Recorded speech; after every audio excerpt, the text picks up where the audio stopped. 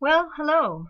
We are at the cottage this afternoon, and I just want to, as we're getting closer to the end of the school year and the start of the next year, I just want to show a little video for all occasional teachers about how to access the board's online call-out system, online and phone call-out system for assignments. So I've opened up this screen view for you to see, and I'm using Chrome, and Chrome is fairly new for me, so there aren't a lot of sites bookmarked. However, as you can see, eSchool Solutions Smart Find Express login has been bookmarked.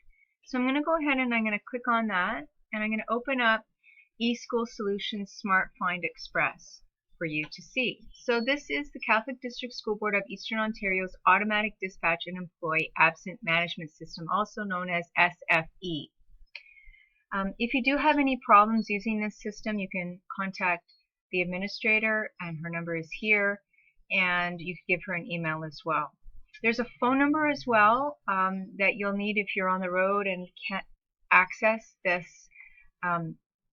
website. I do like to save this onto my phone and just have it as a direct link that I can email that I can go in and make these changes as I need to. So the first thing you need to do when you're doing the Smart Find Express is you need to know your board user ID, and I'll just put mine in here, and your password. So once you put in your user ID, which is your board employee number, and your password, you just simply press submit. What comes up is the day's overview. Also, I have a note here that says, do you want Google Chrome to save your password for this site? I'm going to say yes, that will help me. There is a section up here where it talks about the profile, where you can update information about yourself, update your email, and just change password. There's help with all kinds of videos about how to use this system. And if you are working as an LTO employee, you'll see two different sections here. One will say employee and one will say substitute. If you're not currently in an LTO role, you will simply see substitute there and not have to do anything. But if you are in an LTO role and you're creating an absence for yourself, you'll need to select employee rather than substitute.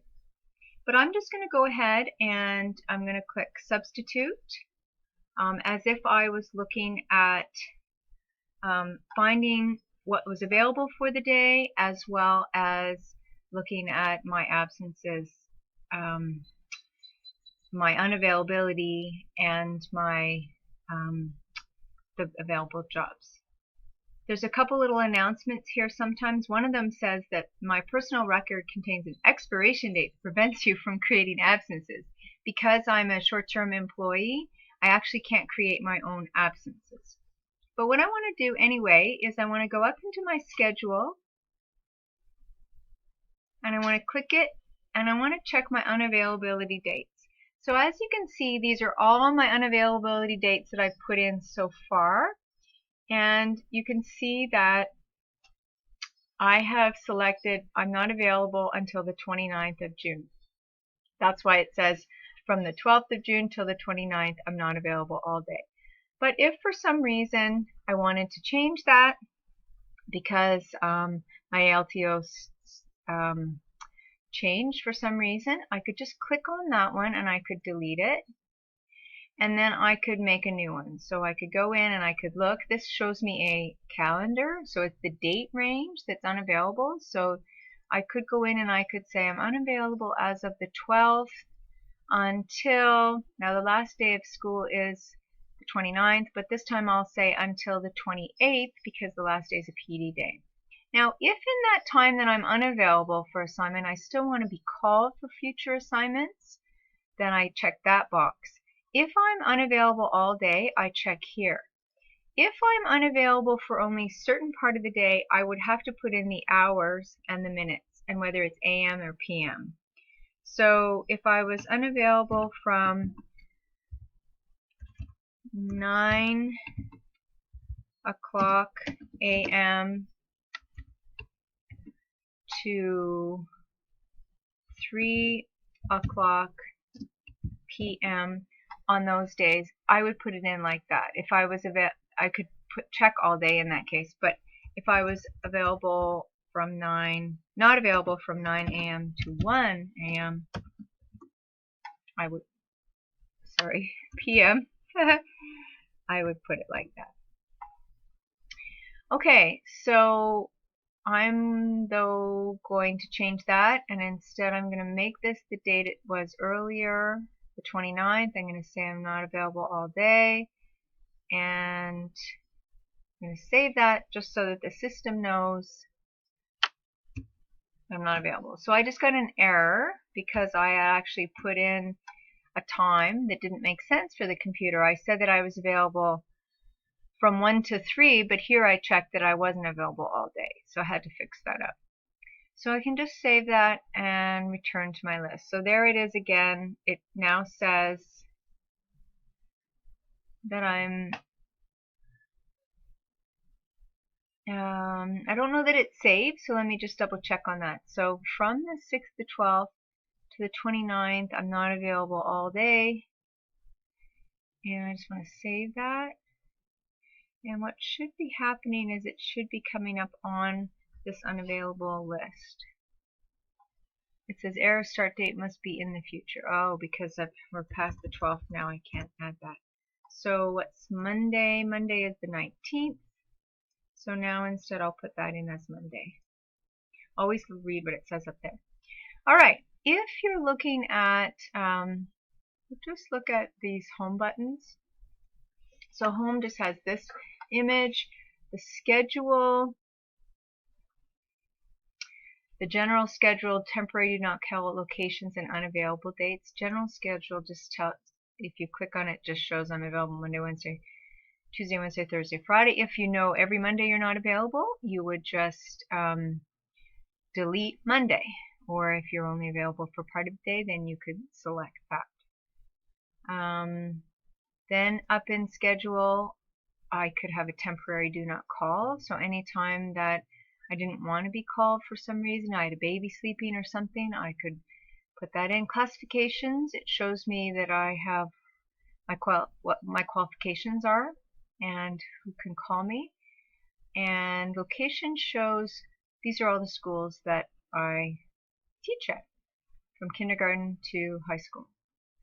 Under review assignments, you can click on, I like to look at the calendar, and I'm searching from the 18th, which is today, and this shows me the whole month of June. And as you can see, the whole month of June I have been unavailable all day because I have been working on an LTO. For next month, July, I'm available all day, go figure. And for August, same thing. And for September, available all day. So make sure you're available for upcoming assignments. There's my May, where I was still supply teaching until I was able to take on an LTO.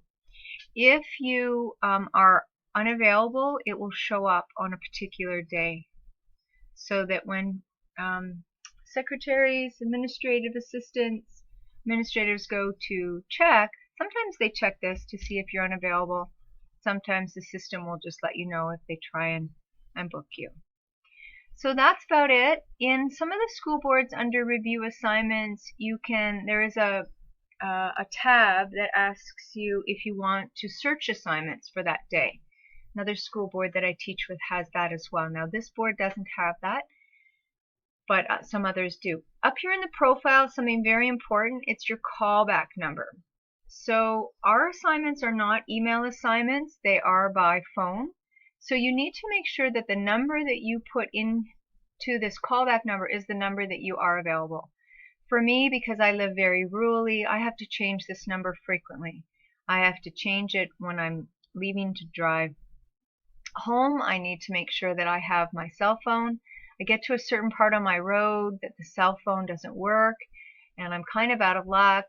And then when I get home, I switch it over to my home phone. In the morning when I leave, I have to switch it back to my cell phone. and so on. So it's quite complicated. But in this area, make sure that the number you want to be reached at consistently is in there, and then save. If you, and when I say consistently, I mean if you have a number that you can use consistently, use it. If you need to switch it regularly, have access to this on your phone, or do it. You can phone that number that I showed you at the beginning as well, and it will give you the numbers that you can call. All right, so that's how you use eSchool Solutions Smart Find Express. Good luck and happy teaching!